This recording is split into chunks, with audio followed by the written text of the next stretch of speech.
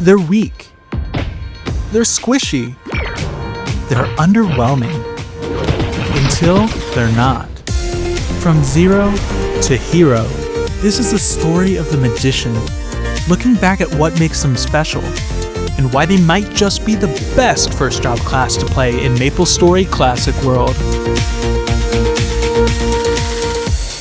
On Maple Island, everyone starts on equal footing. 25 AP, 4 stats, and 1 red die that decides your fate. At this level, every point matters. For those dreaming of wielding magic, the road is not kind. While your more physically inclined peers are soon out here one-shotting Snails with raw strength, as an aspiring magician, you just pray to hit more than 2 damage. In MapleStory, we're measured by a lot of things. Level, gear, skills, but it almost always boils down to how much strength, dex, luck, or int you have. Magicians need int. That makes sense. Being more smarter is obviously a prerequisite for magical affinity. But they may also need luck, which only becomes relevant later when you try to equip gear, but we'll circle back to that. For now, the goal is simple: reach level 8 and have at least 20 int. Since leveling from 1 to 8 gives you 35 AP, that's easy enough. But those smarts won't help you hit any harder here. It only offers the promise of potential. To speed things up, beginners were blessed with a 3 Snails skill. One of 3 beginner skills and arguably the most useful, but it had a few quirks. It used to require actual snail shells as ammo.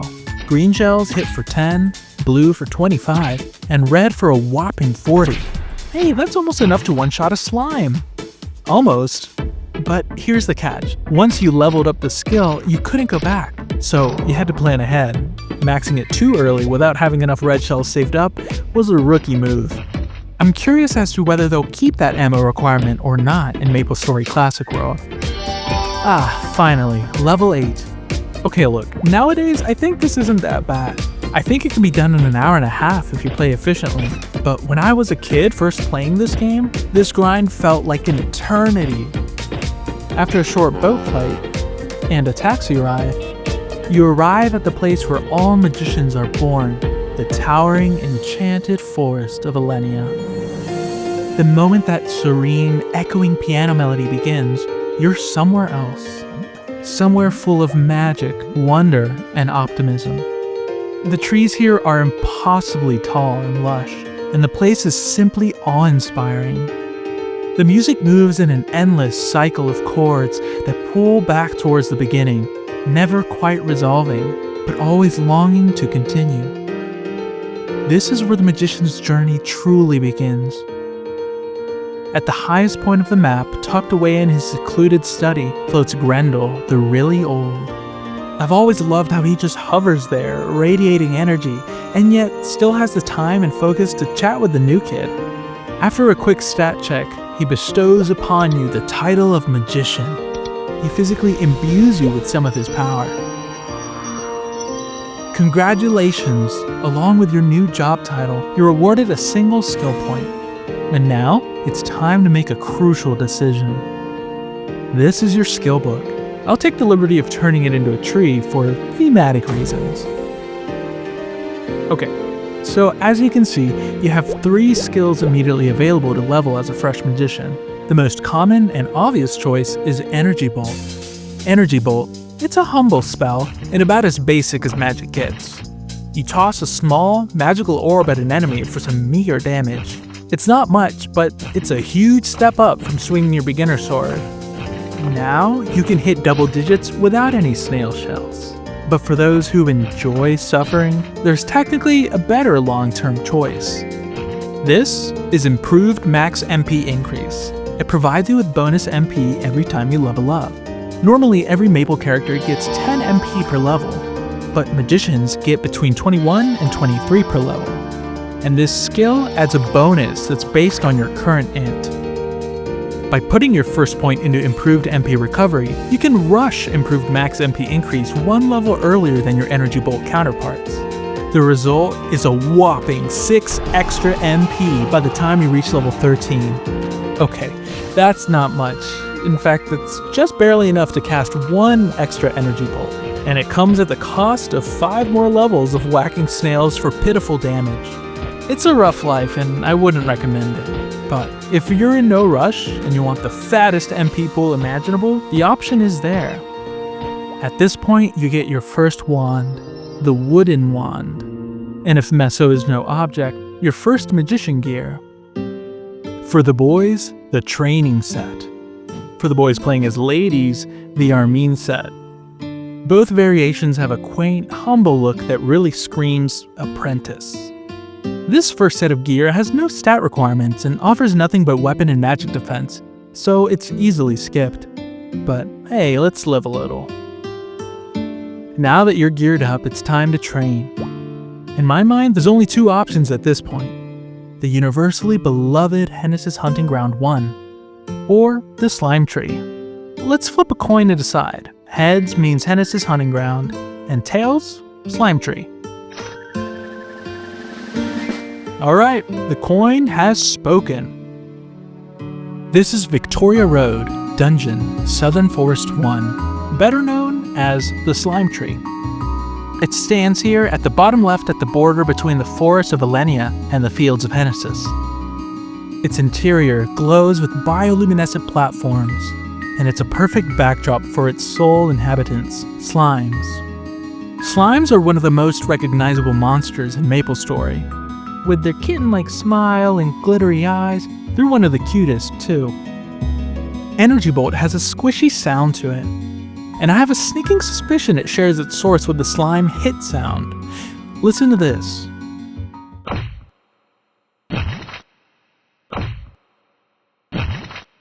The slime hit has a little more tail, but they're close. Between Energy Bolt and slimes, the soundscape of a magician training here is Squish City. Hey guys, this video is brought to you by me, and you, if you subscribe, which you should because less than 8% of you do. Slime Tree is the perfect spot for the budding magician. The next 5 levels are spent maxing improved MaxMP increase, and this map offers a safe, consistent grind. Slimes take 2 or 3 hits to defeat at most, and they deal very low damage. You'll collect plenty of squishy liquids and slime bubbles, which are needed for a lot of early game quests.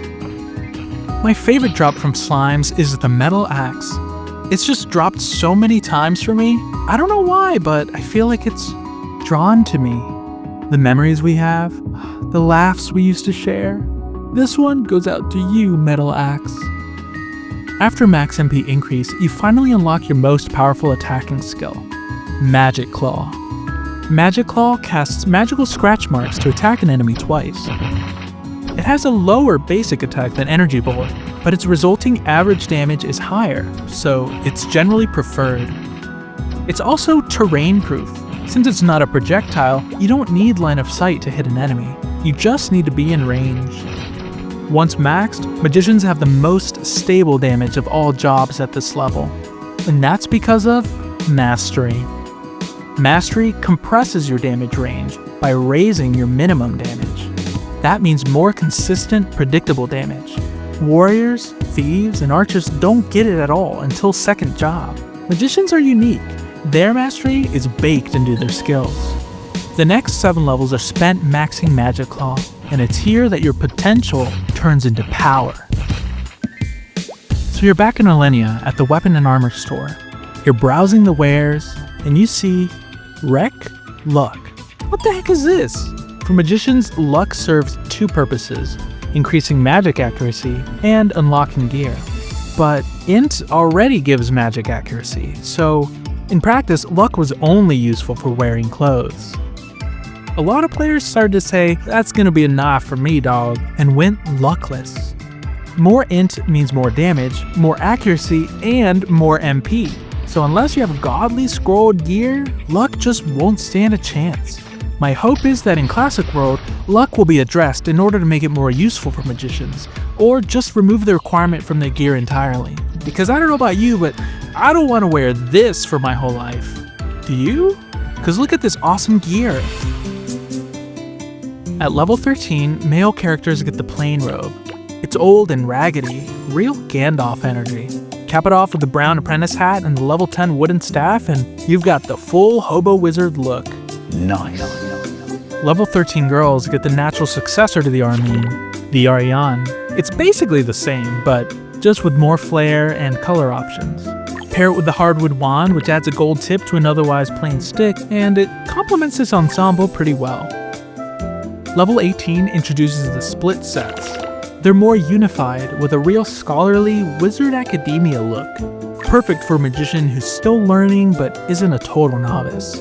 The black pieces are objectively the best, giving +1 int on the top. The other colors offer small HP and MP bonuses, but I think anybody picking those is doing it for the style. I know I would. This tier also upgrades your weapons, the metal wand and the sapphire or emerald staff. I love that they have color options here. It's so unnecessary, but so welcome. You also get the iconic moon cone hat in 5 colors. Between the split pieces, bottoms, hats, and the nitty shoes, you could create up to 60 different combinations at this level. Level 23 introduces the Doros and Doronis robes. These were perfect for low luck builds, where players who didn't go full LUKless capped it just high enough to wear something like this. It gives a solid +3 int and was easily repurchasable, handy for when your 10% scroll fails for the 8th time in a row. To complete the set, green wizardry hat, only one color this time, old wooden staff, and ice wand. I think it's funny how wands progress through materials here. Wooden, hardwood, metal, mithril, wait, ice? Anyway, the final sets from this store are the wizard robe and fairy sets. But hold on, the black version is actually called the mage robe. MapleStory is full of quirks like this. Part of me wants them to fix it and unify it, make it consistent, but I don't know, maybe it's part of the charm. In terms of low luck scrolling, this set doesn't outperform the level 23 gear, still +3 int. And for female characters, it swaps back to top and bottom instead of overall, which isn't ideal because the best scrolls for a magician are int or luck for overall. The highest level weapons from this store include the wizard staff and the mithril wand. I love the wizard staff because it looks like the arc staff's little brother. There's no higher level hats at this store, probably because we're all expected to wear bamboo hats at this point.